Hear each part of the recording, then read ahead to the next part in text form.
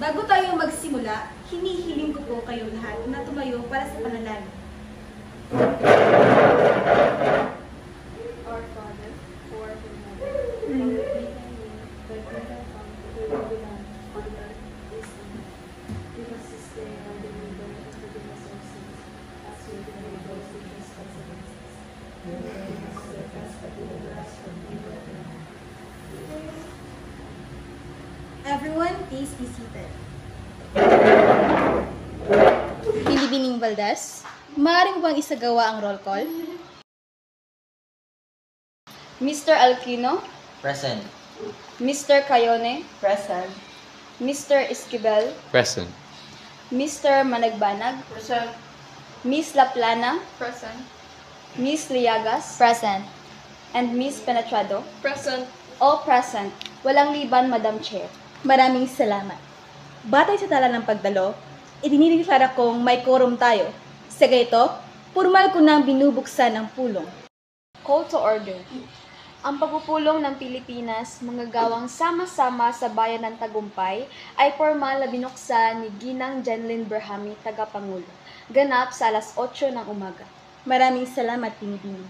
Madam Chair, with your permission, babasahin ko ang katitikan ng nakaraang pulong na ginanap noong Agosto 1. Una, ibinahagi ni Mr. Alquino ang kanyang karanasan bilang kontraktwal. Pangalawa, ay nagmungkahi si Attorney Esquivel ng resolusyon para sa DOLE. At pangatlo, ipinanukala ni Binibining Liagas ang pagsasagawa ng public forum. At pang-apat, napagdesisyonan na sa susunod na pulong natin, pagbobotohan kung alin ang uunahin, rally, forum, o online petition. Narinig na natin ang katitikan. Kung wala nang nais baguhin o iwasto, itinuturing nating aprobado ang katitikan ng nakaraang pulong. Hearing none, the minutes are approved as read. Aprobado. We shall now proceed to Agenda 1. Paglalahad ng mga kaso. The Chair recognizes Mr. Aquino. Maaari mo bang muling ibahagi sa kapulungan ang iyong karanasan? 15 taon po akong nagtatrabaho bilang welder. Taon-taon, kontraktual. Walang kasiguruhan. Noong isang buwan, bigla akong tinanggal. Walang pasabi, walang benepisyo. Madam Chair, if I may be recognized, The Chair recognizes Ms. Laplana. nakakagalit po talaga. Karamihan sa amin, may mga bagong pasok ay kontraktual agad. I move that the body take note of this concern for inclusion in our formal resolution. I second the motion. It has been moved and seconded. Is there any discussion on the motion? With the permission of the chair, maraming kumpanya ang sinasamantala ang ganitong setup. May mga pinapapirma ng resignation kahit ayaw nila. Duly noted. Before we proceed to voting, the Chair now recognizes Binibining Penetrado, kinatawan ng sektor ng kababaihan, for her comments. Mas doble po ang bigat ng kontraktualisasyon para sa kababaihan. Wala ring maternity benefits. Madam Chair, if I may. The Chair recognizes Binibining Liagas. Tama po yun. Ang regulasyon ay laban para sa dignidad, lalo na ng kababaihan. I therefore move to amend the motion to explicitly include women's rights in the resolution. I second the amendment. The amendment has been moved and seconded. Is there any objection? Hearing none, the amendment is adopted. We shall now proceed to vote on the motion as amended. All those in favor, please say aye. Aye. Those opposed, please say nay. The ayes have it. The motion as amended is hereby adopted. The Secretary is directed to record this in the minutes and prepare the draft resolution. That concludes our first agenda. We shall now proceed to the next item of our agenda. The Chair now recognizes Attorney Esquivel to present the draft resolution. Narito po ang draft resolution. Kami, ang kinatawan ng Pilipinas Manggagawa Sama-sama, ay nanawagan sa Department of Labor and Employment na paigtingin ang pagpatupad ng security of tenure, regularisasyon ng mga manggagawa at pagbibigay ng makatarungang benepisyo sa lahat ng sektor, lalo na sa kababaihan at kontraktual. Maaari rin tayong magdagdag ng rekomendasyon gaya ng blacklist system para sa mga abusadong kumpanya, pagsulong ng gender-sensitive workplace policies at mas maigting na inspeksyon sa mga pribadong sektor. Madam Chair, if I may, pabor ako sa draft, pero gusto ko mag-move na idagdag ang probisyon para sa proteksyon hindi lang sa buntis, kundi pati sa mga solo parent. Madalas kami ang huling binibigyan ng pagkataon. Kailangan malinaw na nakasaad na hindi dapat maging hadlang pa ang pagbuntis o pagiging solo parent para sa security of tenure. I second the amendment, Madam Chair. At mungkahi ko rin po na idagdag sa resolusyon ang panawagan para sa mas maayos na grievance system dahil madalas napapabayaan ang reklamo ng manggagawa. The amendment has been moved and seconded. Is there any further discussion? Madam Chair, if I may, bilang kinatawan ng NGO, I propose na ang ating resolution ay hindi lamang direktang naka-address sa DOLE, kundi maging sa mga local government units. Malaki po ang papel ng LGU sa pagbabantay ng mga kumpanya sa kanilang mga nasasakupan. Maaari tayong humingi ng suporta sa mga konseho para magpasa ng ordinansa laban sa labor abuse. I second the proposal. The additional proposal has been seconded. Are there any objections? Hearing none, both the amendment and the proposal are adopted. The Secretary is directed to incorporate these into the revised draft resolution. Noted po lahat ng mungkahi. Iko-compile ko po ang revised draft pagkatapos ng pulong. With all the amendments and proposal duly adopted, Agenda 2, draft ng resolution, is hereby concluded. The revised resolution, incorporating today's recommendation, shall be finalized by the Secretary and presented for formal approval in our next session. We shall now proceed to the next item on the agenda.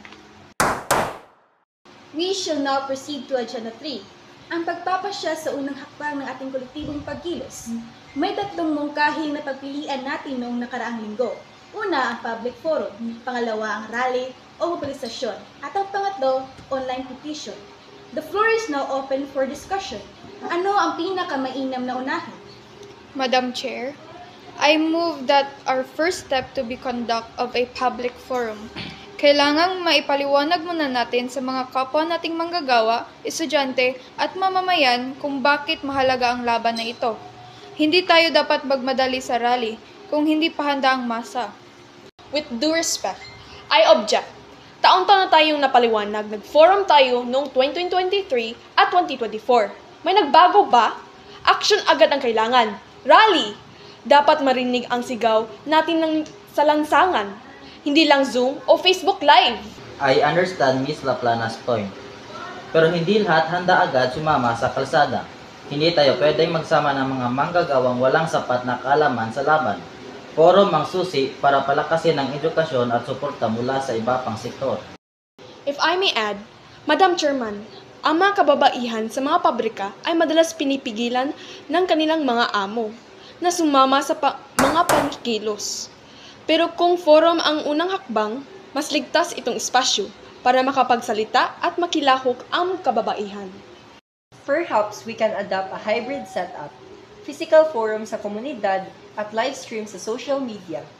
Pwede natin itong gawing serye, mga mukha ng kontraktual. May testimonial videos, infographics, at interactive Q&A. I am in favor of the forum as a first step, but we must not delay action. We can already announce the call for the rally during the forum, to be followed if there is enough support. Kung ganun, maganda siguro magkaroon ng timeline. Hindi natin pwedeng patagalin ng galaw. Ano ang petsang target para sa rally? That's a good point.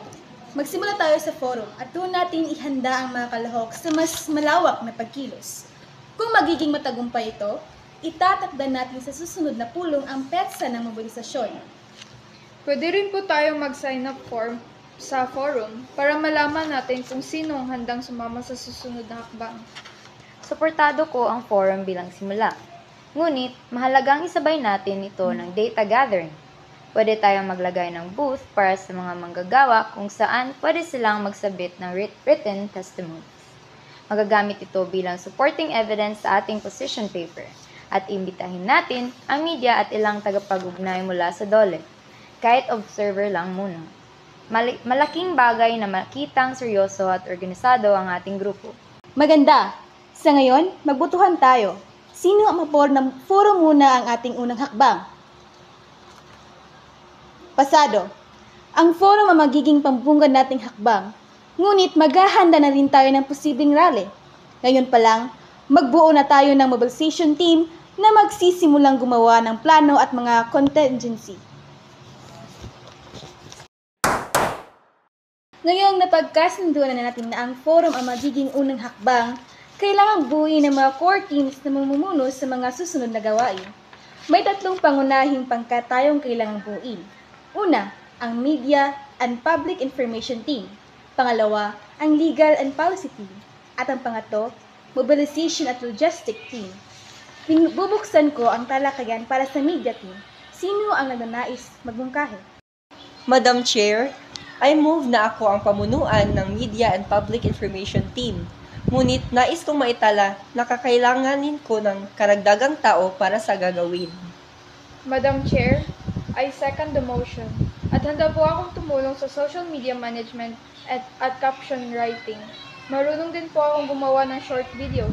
Maaaring gawing real ang ilang testimonya ni Mr. Alquino. May pagtutol ba sa motion? Walang pagtutol. Kaya pinagtibay ang motion. Si Ginoong Cayone ang itinalagang team leader ng media team. Katuwang si Binibining Laplana at iba pang magbuboluntaryo. Kung may mag-i-interview po, handa akong magsalita upang maipahayag ang damdamin ng mga manggagawa.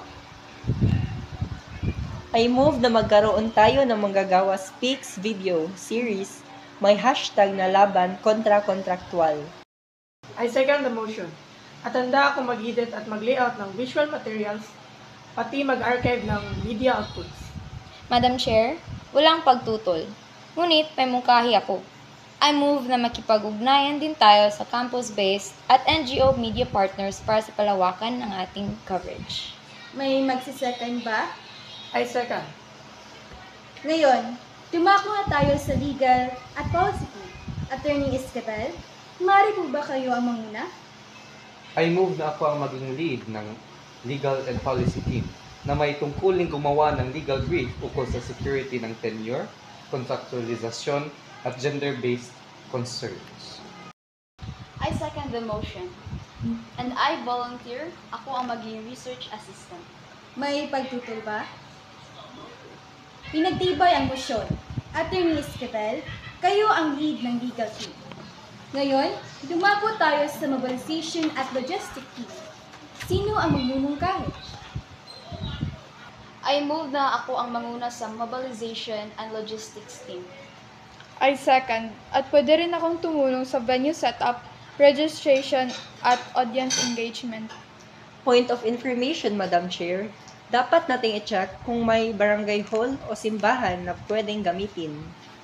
Madam Chair, I move na i-verify ng mobilization team ang multi-purpose hall ng samahan ng mga jeepney drivers sa barangay San Isidro. May magsisecond ba? I second. Ayan!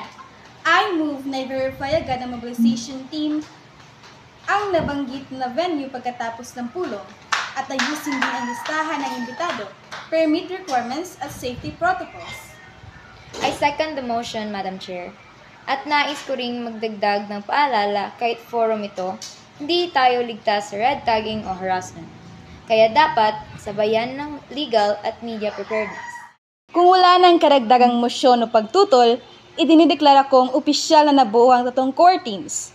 Ang bawat team ay magkakaroon ng unang pulong sa loob ng linggong ito upang simulan ang kanya-kanyang plano ng trabaho. Proceed na tayo sa next item ng agenda. Sa panghuling agenda, ang pag-aproba ng revised draft ng ating resolusyon, pagbuo ng timeline, at final schedule ng forum. The Chair recognizes Binibining Valdez. Madam Chair, I move na basahin ang updated na resolusyon para sa konsiderasyon ng kapulungan.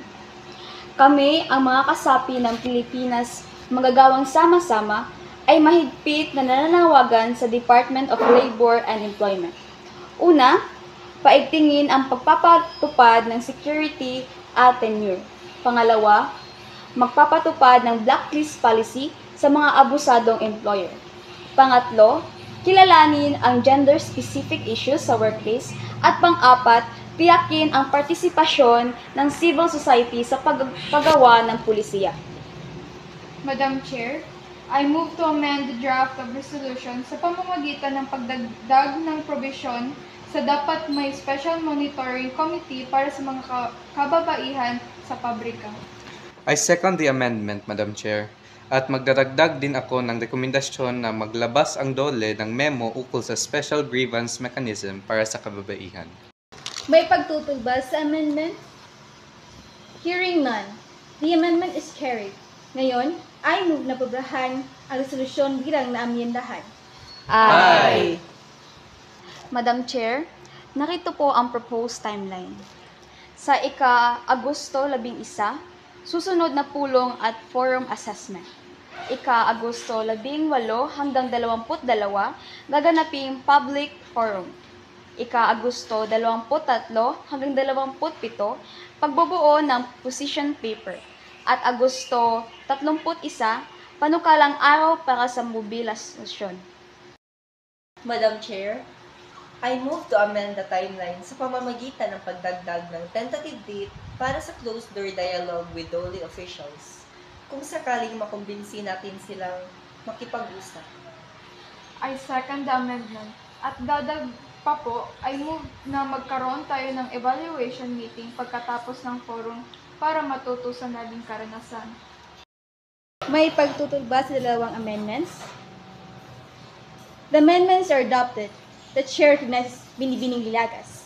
Madam Chair, I move to further amend the timeline sa pamamagitan ng pagdaragdag ng Advocacy Week sa pagitan ng forum at mobilization. Sa loob ng 5 araw, araw-araw tayong magpo-post ng worker stories, legal facts, at calls to action sa social media. Ako na po ang mag-curate ng content base at sa testimonya at datos na makakalat natin. I second the motion. May pagtutol ba? Hearing none, the motion is carried. Ang revised timeline ay pinagtibay na kasama ang lahat ng napubahang amendments. Kung wala na pong ibang tatalakayin, ako'y magbubukas para sa motion ng pag-adjourn ng pulong. Madam Chair, ako po ay naghahain ng motion na i-adjourn ang pulong. Ako po ay sumasang-ayon. May motion at may sumasang-ayon. May tutol ba? Kung wala, ina-adjourn ko ng ating pulong ngayon 8:45 ng ika-10 ng Agosto. Maraming salamat po sa inyong lahat sa aktibong pakikilahok at dedikasyon sa ating layunin. Sa bawat tinig at aksyon ninyo, mas lumalakas ang ating samahan. Naway, dalhin natin ang ating napag-usapan tungo sa konkretong pagbabago para sa ating mga manggagawa. Mabuhay ang Pilipino! Mabuhay ang mga gawang Pilipino! Mabuhay ang Pili Masa! Mabuhay! All those in favor, please say aye. Aye.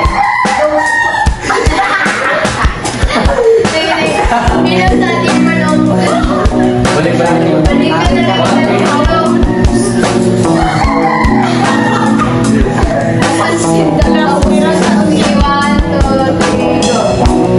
All those in favor, please say aye.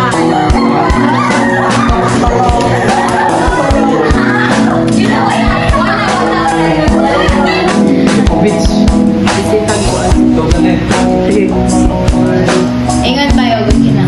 Kaya, Kina? anong ko? 1, 2, 3. Narinig na natin ang galitan. Balik ko. Ibinahagi ni Mr. Aquino ang kanyang karanasan bilang kontraktual. Pangalawa ay nagmungkahi si Attorney Esquivel ng relasyon. Go.